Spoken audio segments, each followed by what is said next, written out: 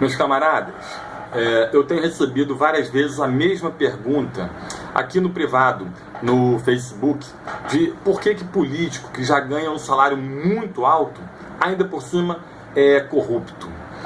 Muita gente com quem eu tenho conversado pensa que é apenas por vontade de ficar rico.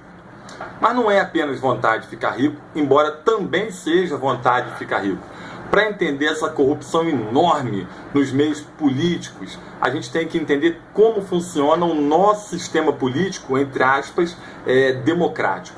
Imagina que um determinado candidato queira concorrer a um cargo político. Quanto mais disputada for a eleição e quanto maior o poder do cargo para o qual ele está se candidatando, mais difícil é ganhar essa eleição. As campanhas dos políticos que ganham, em geral, são muito caras. Acontece que nem sempre um político dispõe de tanta grana para investir numa campanha, que pode vir a perder, inclusive. O que muitos, ou a maioria, faz? Eu vou exemplificar. Imagina que o empresário seja dono de uma empresa que vende refeições prontas para fábricas. Por exemplo, o cara que quer ser eleito para algum cargo político, ele procura a iniciativa privada, procura esse empresário e pede uma doação para a sua campanha. Eu te pergunto, por que o empresário faria esta doação para a campanha desse cara?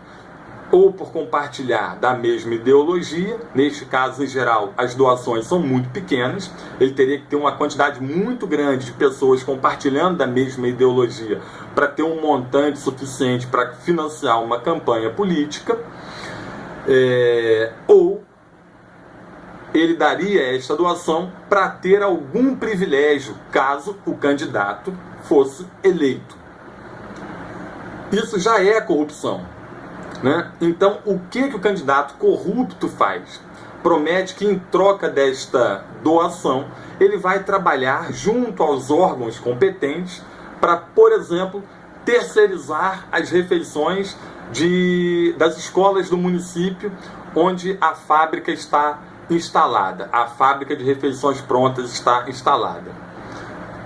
Neste caso, o empresário teria interesse em financiar a campanha desse político.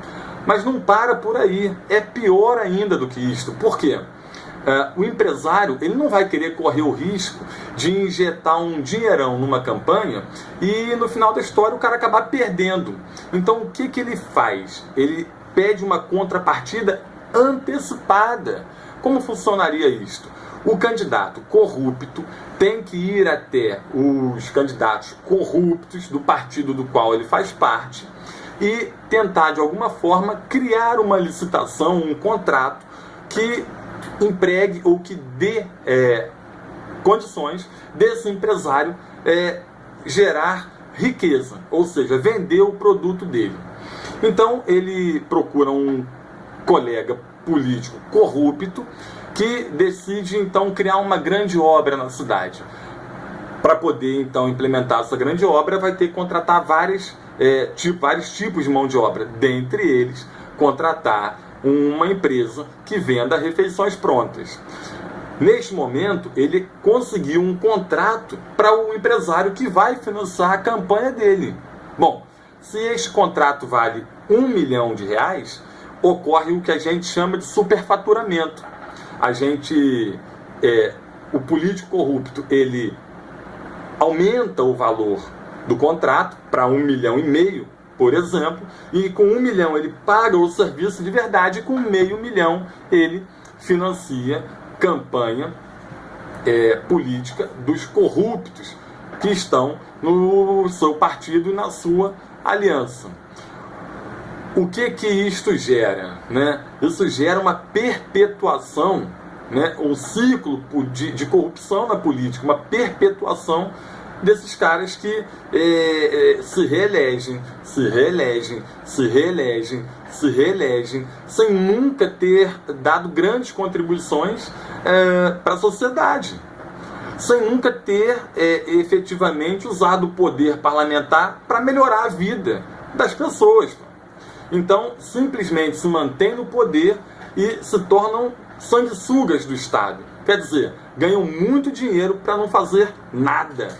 Ou seja, na verdade o cara não é o político que está no poder, mas sim a empresa que os financia, que passa a tomar conta do Estado, no lugar do político.